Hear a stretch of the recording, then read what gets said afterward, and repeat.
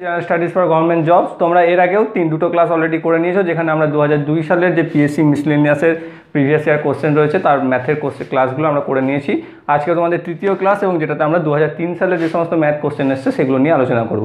যারা যারা দ্বিতীয় ভিডিও বা দুটো ভিডিও দেখোনি ম্যাথের, তারা ডিসক্রিপশন বক্সে দেওয়া লিঙ্কে গিয়ে দেখে নেবে এবং তারপর এই ভিডিওটি দেখতে থাকবে। এবং 2003-এর প্রথম কোশ্চেন যেটা রয়েছে সেটি দেখো কী রয়েছে এখানে। একটি শহরের লোক সংখ্যা 5720, এখানে পুরুষের সংখ্যা স্ত্রীলোকের চেয়ে 320 জন বেশি, তাহলে পুরুষের সংখ্যা কত? অপশান কী কী রয়েছে দেখো, 2700, 2658, 3020 এবং 3040। তো এক্ষেত্রে আমাকে সবার প্রথমে কী দেওয়া আছে, মোট জনসংখ্যা এখানে আমাকে দেওয়া আছে 5720 জন। আর কি বলে দিয়েছে, পুরুষের সাথে স্ত্রীর সংখ্যার একটা সম্পর্ক দিয়ে দিয়েছে, যেটি হচ্ছে পুরুষের সংখ্যা স্ত্রীলোকের চেয়ে 320 জন বেশি। সেক্ষেত্রে আমাকে পুরুষের সংখ্যা বার করতে গেলে প্রথমে কি করতে হবে, দেখো আমাকে এখানে প্রথমে ধরে নিতে হবে। তুমি এটা ধরে নিয়ে করতে পারো যে ধরি স্ত্রীলোকের সংখ্যা হচ্ছে x জন, স্ত্রীলোকের সংখ্যা হচ্ছে x জন, এবং পুরুষ লোকের সংখ্যা কত হবে তাহলে 320 জন বেশি, অর্থাৎ পুরুষ হবে x প্লাস 320 জন। ওকে, তো এবার কি বলেছে, মোট জনসংখ্যা দেওয়া আছে দেখো 5720 জন। তো সেক্ষেত্রে এবার আমরা করতে পারি যে x প্লাস 320 বা 320 ইকুয়াল টু 5720। ওকে, তাহলে এই সম্পর্কটা থেকে আমরা বার করতে পারবো যে 2x প্লাস 320 ইকুয়াল টু 5720, এবং এখান থেকে তোমরা 2x ইকুয়াল টু 320 হবে, এটা 5720 মাইনাস 320, তাহলে এখানে যাবো 5400, 2x ইকুয়াল টু এবং x ইকুয়াল টু পেয়ে যাবো 2700। তো এইটা হচ্ছে আমাদের x ভ্যালু, যেটা আমরা ধরেছিলাম স্ত্রী। তাহলে পেয়ে যাচ্ছি স্ত্রী সংখ্যা ছিল বা স্ত্রী লোকের সংখ্যা ছিল 2700 জন, তাহলে পুরুষের সংখ্যা হবে কত, তার সাথে 320 যোগ, তাহলে পেয়ে যাব আমরা 3020। এটা হচ্ছে পুরুষের জনসংখ্যা। অতএব একটি শহরের লোক সংখ্যা 5720, এখানে পুরুষের সংখ্যা স্ত্রীলোকের চেয়ে 320 জন বেশি, তাহলে পুরুষের সংখ্যা কত? অপশন সি হচ্ছে এটি সঠিক উত্তর, 320 জন। তো তোমরা এটাকে আরও অন্য একটা মেথডেও করতে পারো, যেটি কীরকম, এখানে টোটাল জনসংখ্যা দেওয়া আছে দেখো 5720 জন, এবং সেখান থেকে যদি প্রথমেই আমরা 320কে বাদ দিয়ে দিই তাহলে, এবং এটাকে আমরা 2 দিয়ে ভাগ করব তারপর, এবং যেটা পাবো সেটা হচ্ছে স্ত্রী লোকের জনসংখ্যা। অতএব এইটা আসবে দেখবে 2700 জন, এবং তার সাথে আমাকে কি করতে হবে, আবার 320 যোগ করতে হবে, তাহলেই আমরা পেয়ে যাব পুরুষের জনসংখ্যা কত। তোমরা এটা করতে পারো এবং দেখবে প্র্যাকটিস হয়ে গেলে এটা তোমাদের কাছে অনেকটা ইজি হয়ে যাবে। কমপ্লিট। কি রয়েছে, একটি ত্রিভুজের পরিসীমা 30 সেন্টিমিটার, যার বাহুগুলির দৈর্ঘ্যের অনুপাত দেওয়া আছে তোমাদের এখানে 1/20:1/15:1/12। তাহলে ক্ষুদ্রতম বাহুর দৈর্ঘ্য কত? এখানে অপশন দিয়েছে 7 সেন্টিমিটার, 7.5 সেন্টিমিটার, 1 সেন্টিমিটার এবং 1.5 সেন্টিমিটার। তাহলে কি হচ্ছে, আমাদেরকে এখানে কি বার করতে হবে, ক্ষুদ্রতম বাহুর দৈর্ঘ্যটি কত সেটা বার করতে হবে। কি দেওয়া আছে আমাদের, তিনটের বাহুর অনুপাত দেওয়া আছে 1:20:1:15 অ্যান্ড 1/12। তাহলে এই তিনটে অনুপাত, এখান থেকে আমাকে এটা দেখো ভগ্নাংশে দেওয়া আছে ফর্মেশনটা, সেটা এমনি নর্মাল সংখ্যা বা পূর্ণ সংখ্যার অনুপাতে নিয়ে আসতে হবে সবার ফার্স্ট। এবং সেটা করতে গেলে তোমরা জানো সে A:B:C অঙ্কগুলোর ক্ষেত্রে কি করে সেটা করতে হয়, এবং সেটি কিভাবে করতে হয়, সেটি হচ্ছে নিচেতে যে হরগুলো রয়েছে সেই হরগুলো তোমাকে লসাগু করতে হবে। লসাগু যদি আমরা করি তাহলে দেখবে লসাগু বেরোচ্ছে 60। যদি আমরা এইভাবে 20, 15 এবং 12 লসাগু করি তাহলে দেখবে তোমাদের লসাগু বেরোচ্ছে 60। অতএব প্রত্যেকটা সংখ্যাকে যদি আমরা 60 দিয়ে গুণ করি তাহলে দেখো কাটবে, অর্থাৎ এটাকে যদি আমি 60 দিয়ে গুণ করি, এটাকেও 60 দিয়ে গুণ এবং এটাকেও 60 দিয়ে গুণ, তাহলে কি করবে দেখো 20 3 এ 60, এদিকে 15 4 এ 60 এবং 12 5 এ 60। অতএব এটা পেয়ে যাচ্ছি আমি 3:4:5। ওকে, তাহলে এটা হচ্ছে অনুপাত। এবার ধরে নিতে হবে যে, ধরে নিই বাহুগুলো কত কত, 3x 4x অ্যান্ড 5x। এবার কি দেওয়া আছে আমাদের এখানে, পরিসীমা দেওয়া আছে 30 সেন্টিমিটার। তাহলে 30 সেন্টিমিটার যদি পরিসীমা দেওয়া থাকে, পরিসীমার সূত্র কি, বাহু তিনটির যোগফল। তাহলে আমরা এখানে লিখে দিতে পারি 3x plus 4x plus 5x equal to 30। তাহলে এখানে কত পাচ্ছি আমরা দেখো, 12x ইকুয়াল টু 30। তাহলে x ইকুয়াল টু 30/12। এটাকে যদি আমরা ভাগ করি তাহলে দেখো কত পাবো আমরা, 2.5 বা 2 × 1 = 2। ওকে, তাহলে আমরা এক্স এর ভ্যালু পেয়ে গেলাম 2.5। এবার সব থেকে ছোটো বাহু কোনটা হবে? দেখো এখানে 3x রয়েছে, 4x রয়েছে, 5x রয়েছে, তাহলে সব থেকে ছোটো বাহু হচ্ছে এইটা। তাহলে 3x যদি হয় তাহলে এটাকে কি করব, এক্স এর ভ্যালু আমি পেয়ে গেছি, সব থেকে ক্ষুদ্রতম বাহু হবে 3 × 2.5, যেটা হচ্ছে এক্স এর ভ্যালু। তাহলে আমরা পেয়ে যাচ্ছি 7.5 বা 7×1=2 বা 7.5 সেন্টিমিটার। অতএব অপশন বি হচ্ছে এটির সঠিক উত্তর।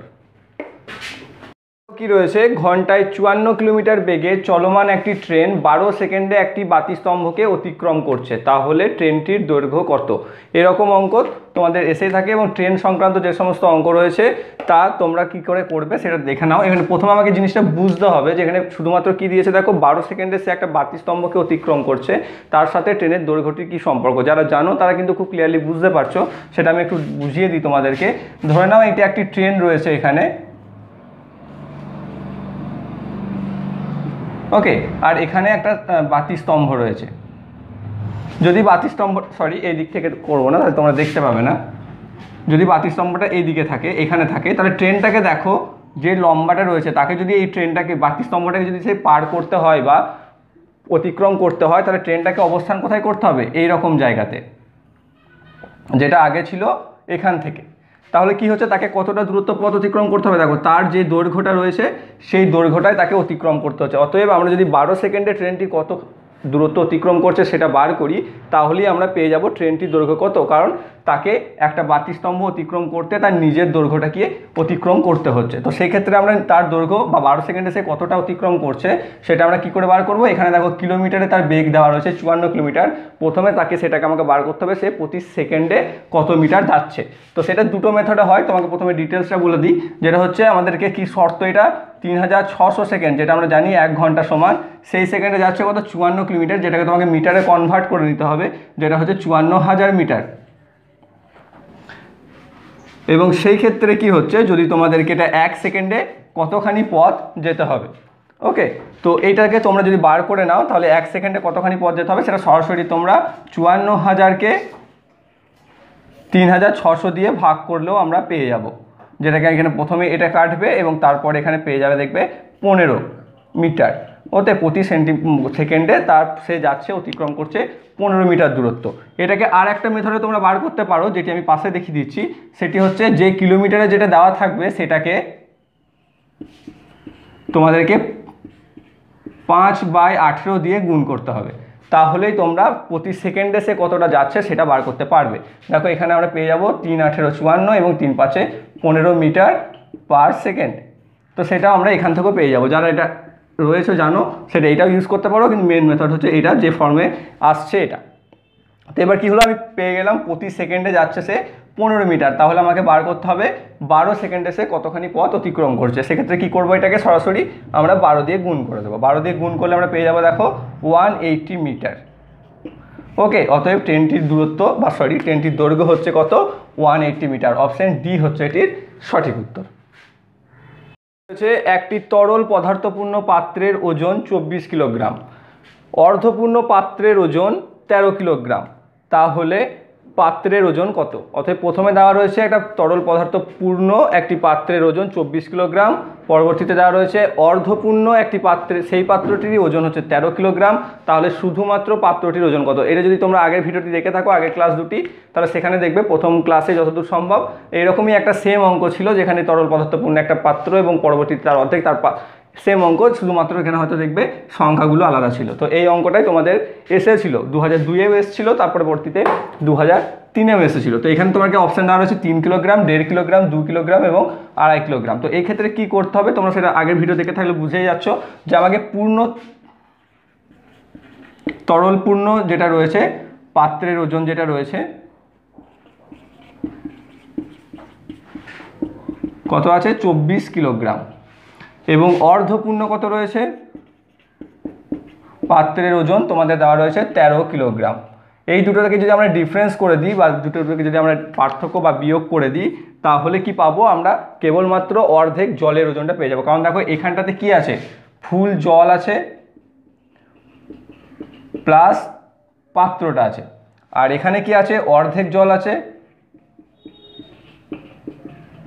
আর পাত্রটা আছে। তাহলে এই দুটোকে যদি আমরা বাদ দিই বা বিয়োগ করি, তাহলে দেখো পাত্রটা ফার্স্টে বিয়োগ চলে যাচ্ছে এবং ফুল ওয়াটার থেকে হাফ ওয়াটার বিয়োগ হয়ে এখানে আমরা যেটা পাবো সেটা হাফ ওয়াটারের ওজন কত সেটা পেয়ে যাবো পাত্র ছাড়া। সেক্ষেত্রে যদি আমরা বিয়োগ করি, বিয়োগ করলে পেয়ে যাবো দেখো 11 কিলোগ্রাম, যেটা হচ্ছে কি অর্ধেক জলের ওজন।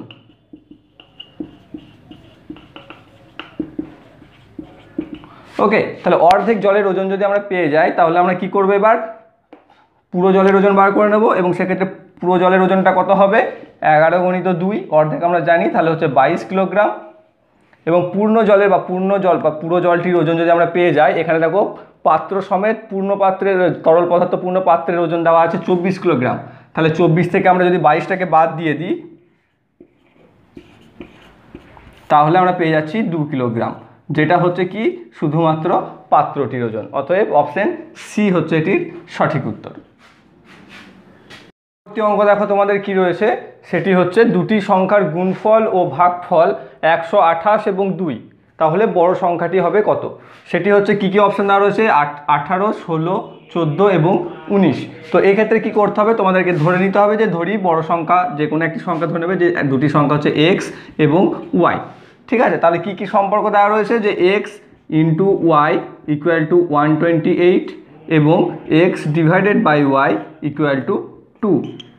ওকে, তাহলে এই দুটো আমি শর্ত এখানে রয়েছে দেওয়া রয়েছে, সেটা আমরা পেয়ে যাচ্ছি। তাহলে সেক্ষেত্রে কি হচ্ছে, এবার আমাকে এটাকে শর্ত সম্পর্কে ফেলতে হবে। কীরকমভাবে, যে X Y into X by Y, দেখো দুটোকেই আমি গুণ করলাম, নিয়ে কি পাচ্ছি 128 ইন্টু 2, এইটা আমি পাবো।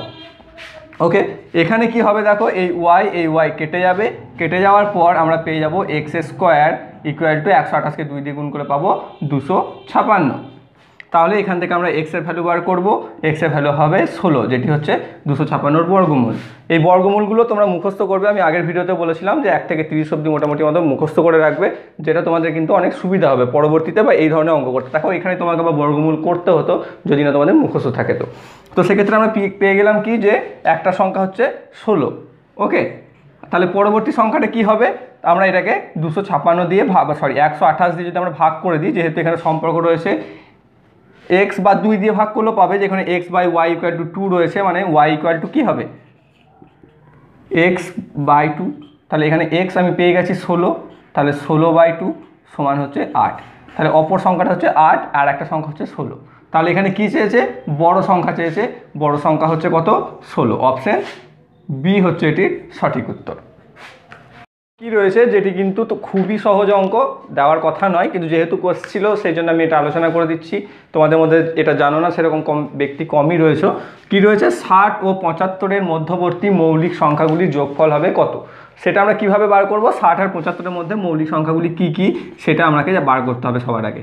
কি কি রয়েছে 60 আর 75-এর মধ্যে, দেখো 61, ঠিক আছে, 67, 71 আর 73, এইগুলো তোমাদের রয়েছে আমাদের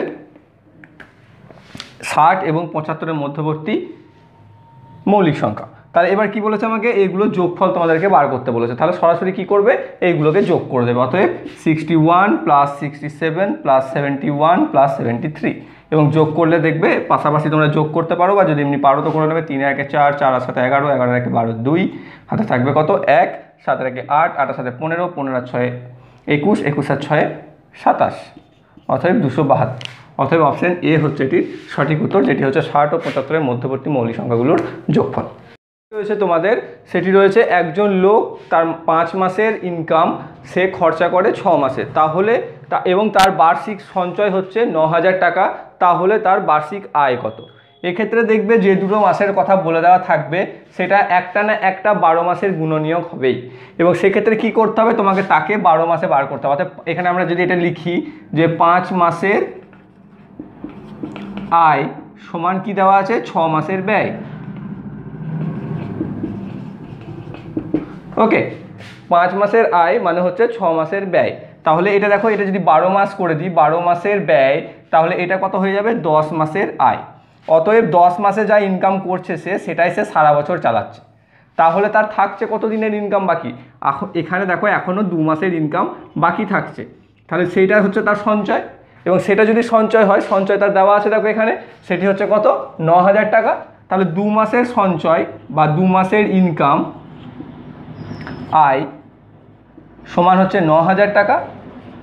তাহলে 12 মাসের আয় কত, এটা যদি আমরা করে নিই তাহলে আমাদের হয়ে যাবে। এবং সেক্ষেত্রে কী হবে, 12/2 × 9,000, সেটা করলে 6 × 9 6 9 54,000 টাকা।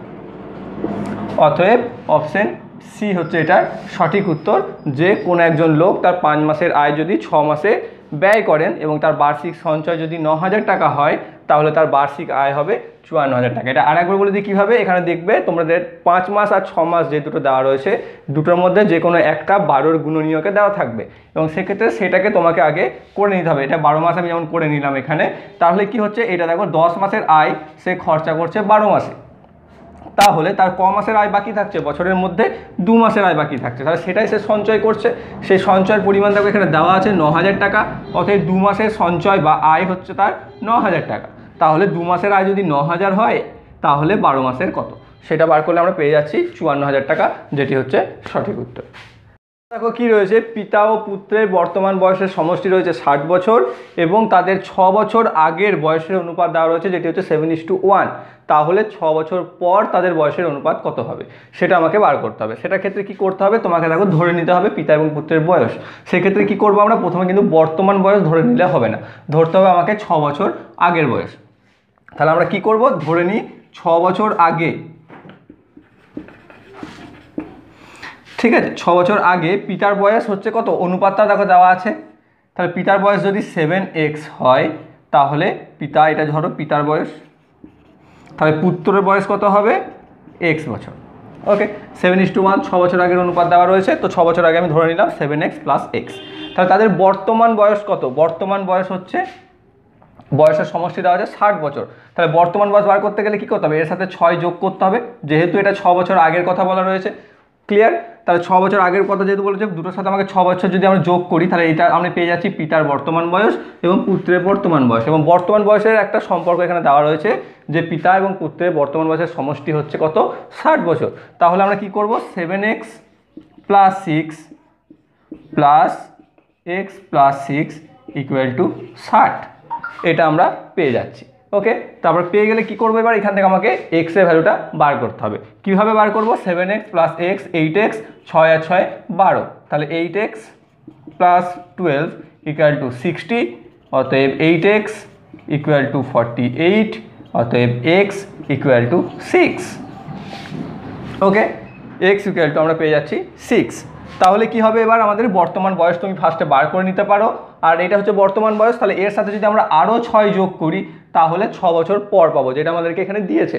ভালো করে বোঝার চেষ্টা করো। এটা দেখো আমরা বর্তমান বয়স করেছিলাম, এটা হচ্ছে 6 বছর আগের বয়স, এটা হচ্ছে 6 যোগ করে বর্তমান বয়স, এবং এটা হচ্ছে 6 বছর পর আরও 6 যোগ করে, অতএব এর সাথে আবার 6 যোগ, বা 7x এর সাথে 12 যোগ এবং x এর সাথেও 12 যোগ। তাহলে আমরা এখানে কি হচ্ছে, 6 বছর পর পিতার বয়স কত হচ্ছে, 7x + 12, আর পুত্রের হচ্ছে x + 12। এখানে x এর ভ্যালু আমরা জানি 6, অতএব 6 × 7 + 12, আর এটা হচ্ছে 6 + 12 = হচ্ছে 7 6 42, 42 আর 12 হচ্ছে 54, আর এটা 6 আর 2 হচ্ছে 8। তাহলে এটা হচ্ছে তার কত পাচ্ছি আমরা, 6 বছর পর তাদের বয়স পাচ্ছি 54 আর 8। তাহলে এবার যদি আমরা অনুপাতটা বার করি, 54:8, এটাকে দেখো 2 দিয়ে আমরা ভাগ করতে পারবো, 27:4। এই বাবা কি হয়ে গেল, সরি 1 মিনিট, এটা দেখো এখানে 12 ছিল, এটা আমি 12 হবে, এটা হয়ে যাবে 18। তাহলে অনুপাতটা হবে 54:18, এবং 18 হলে এটা হয়ে যাবে দেখো 18 দিয়ে আমরা ভাগ চলে যাবে দুটো, এটা 3 এটা 1, অতএব 3:1 হচ্ছে এটির সঠিক উত্তর, যেটি হচ্ছে 6 বছর পর তাদের বয়সের অনুপাত। তাহলে কি হচ্ছে, পিতা ও পুত্রের বর্তমান বয়সের সমষ্টি যদি 60 বছর হয় এবং তাদের 6 বছর আগের বয়সের অনুপাত যদি 7:1 হয়, তাহলে 6 বছর পর তাদের বয়সের অনুপাত হবে 3:1। যেটা আমি আর একবার বলে দিই, সেটি হচ্ছে কি, আমাকে ধরে নিতে হবে 6 বছর আগে পিতার বয়স এবং পুত্রের বয়স। সেটা কি হচ্ছে, অনুপাত যেহেতু দেওয়া আছে তার সাপেক্ষে আমরা ধরে নেব পিতার বয়স হচ্ছে 7x এবং পুত্রের বয়স হচ্ছে x। তাহলে কি হচ্ছে, তার বর্তমান বয়স কত, যেহেতু এটা 6 বছর আগের কথা বলেছে, বর্তমান বয়স করতে গেলে আমাকে আবার 6 যোগ করতে হবে। সেটা করে আমি বর্তমান বয়স পাচ্ছি। এবং এখানে বর্তমান বয়সের সমস্যা যেহেতু 60 দেওয়া রয়েছে, সেই জন্য কী করছি, এই সম্পর্কটাকে ফেললাম আমি, বা ফেলে এটা ইকুয়াল টু 60 করে দিলাম, এবং সেখান থেকে আমি এক্স ভ্যালু পেয়ে গেলাম 6। এবং তাহলে কী হচ্ছে, এটা হচ্ছে তাদের বর্তমান বয়স পিতার, এবং এটা হচ্ছে তার পুত্রের x+6।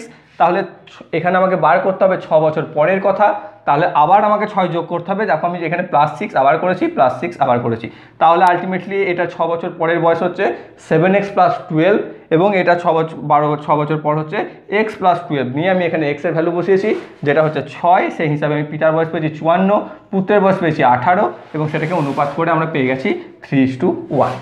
ওকে, কি রয়েছে, 62 পয়সা প্রতি মিটার হিসাবে একটি বর্গক্ষেত্রকে বেড়া দিয়ে ঘিরতে 42 টাকা 16 পয়সা খরচা হয়।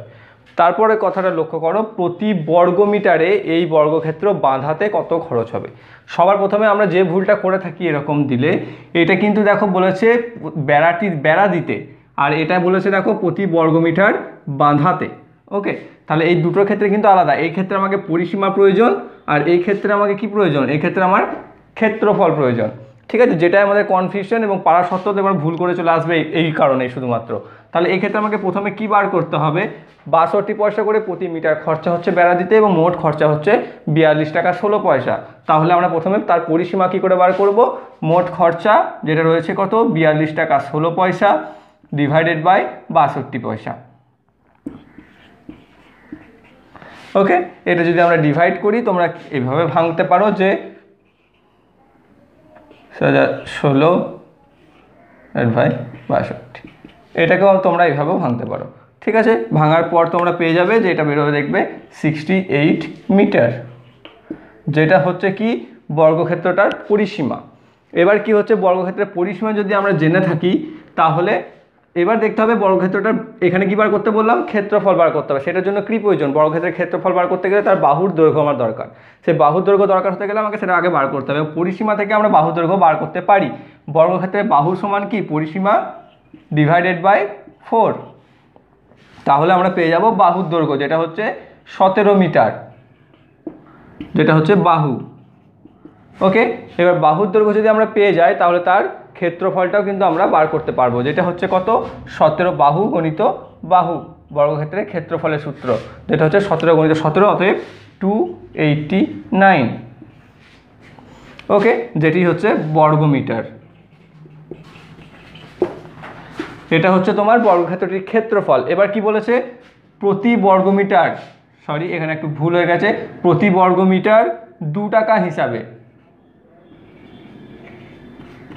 প্রতি বর্গমিটার 2 টাকা হিসাবে বাঁধাতে কত খরচ হবে। অঙ্কটা টুকতে ভুল হয়েছে আমার, সেই জন্য ক্ষমা চাইছি। এবং তাহলে কি হচ্ছে, 2 টাকা হিসাবে যদি আমাকে খরচা করতে হয় প্রতি বর্গমিটারে, তাহলে আমার কত হবে, এটা 289 বর্গমিটার টোটাল জায়গা রয়েছে, তাহলে 289কে আমরা 2 দিয়ে গুণ করে দেবো। 2 দিয়ে গুণ করলে কত পাবো, 578 টাকা। অতএব তার বর্গক্ষেত্রটি বাঁধাতে প্রতি মিটার বা প্রতি বর্গমিটার 2 টাকা হিসাবে খরচ পড়বে 578 টাকা। সরি, এটা অপশানেই নেই, 578, অপশান ডি হচ্ছে এটির সঠিক উত্তর। অঙ্ক যেটি, তার আগে আমি পুরনো এর আগে যে অঙ্কটা বললাম সেটা বলে দিই। সেখানে দেখলে তুমি লাস্টে যে উত্তরটা বেরিয়েছিল 578, তার অপশানেই ছিল না, তো ওটা বইয়েও কোশ্চেনেও অপশান ছিল না, সেই কোশ্চেনটাই ভুল ছিল, ওটা সঠিক উত্তর 578 হবে। নেক্সট অঙ্ক কি রয়েছে দেখো, 6টি ক্রমিক সংখ্যার প্রথম 3টির যোগফল 36, বৃহত্তম ও ক্ষুদ্রতম সংখ্যাটির যোগফল কত। তাহলে আমাকে কি দিয়ে দিয়েছে, 6টি ক্রমিক সংখ্যা। ক্রমিক সংখ্যা বলতে কি বললি, সেটা আমরা আগের ভিডিওতে একবার আলোচনা করেছি, যে পরপর কোনো সংখ্যা, ধরো না যদি একটা এ হয় প্রথম সংখ্যাটি, তারপর একটা হচ্ছে a+1, পরেরটা হচ্ছে a+2, এইভাবে। ঠিক আছে, পরপর সংখ্যা মানে 1 2 3 4 5 6 সেরকমভাবেই হবে। তো প্রথম 3টির যোগফল দিয়ে দিয়েছে আমাকে 36। তাহলে প্রথম 3টির এভারেজ আমি পেয়ে যাব কিভাবে, 36কে 3 দিয়ে ভাগ করে যদি আমি পাই 12, যেটা হচ্ছে কি প্রথম 3টি সংখ্যার এভারেজ। প্রথম 3টি সংখ্যা যদি এভারেজ ওটা হয়, তার মানে প্রথম 3টি সংখ্যার মিডিল ওটা, কারণ এটা ক্রমিক সংখ্যা রয়েছে, অতএব প্রথম 3টি সংখ্যা হচ্ছে 11, 12 এবং 13। ওকে, প্রথম 3টি সংখ্যা যদি আমি পেয়ে গেলাম, পরবর্তী সংখ্যা 3টি কি হবে, 14, 15, 16। ক্লিয়ার। তাহলে এবার আমাদের এখানে কি বলেছে, ক্ষুদ্রতম ও বৃহত্তম সংখ্যার যোগফল কত। এখান থেকে ক্ষুদ্রতম সংখ্যা হচ্ছে 11, বৃহত্তম সংখ্যা হচ্ছে 16 এবং দুটির যোগফল হচ্ছে 27। অপশন ডি হচ্ছে এটির সঠিক উত্তর। যে ক্ষুদ্রতম পূর্ণবর্গ সংখ্যা 16, 24, 32 দ্বারা বিভাজ্য তা হলো কি। নিয়ে এখানে কি রয়েছে দেখো, তোমাদের তিনটে সংখ্যা দিয়ে দিয়েছে, বলেছে যে একটি ক্ষুদ্রতম পূর্ণবর্গ সংখ্যা যেটি 16, 24 এবং 32 দ্বারা বিভাজ্য যাবে, এবং সেই সব অপশানগুলো রয়েছে 296, 256, 324 এবং 576। তাহলে সবার প্রথমে আমাকে কি করতে হবে, 16, 24 এবং 32 এই তিনটে লসাগু করতে হবে, এবং লসাগু করার পর দেখবে আমি লসাগু করেই দিচ্ছি তোমাদেরকে, করলে কি পাবো আমরা দেখছি।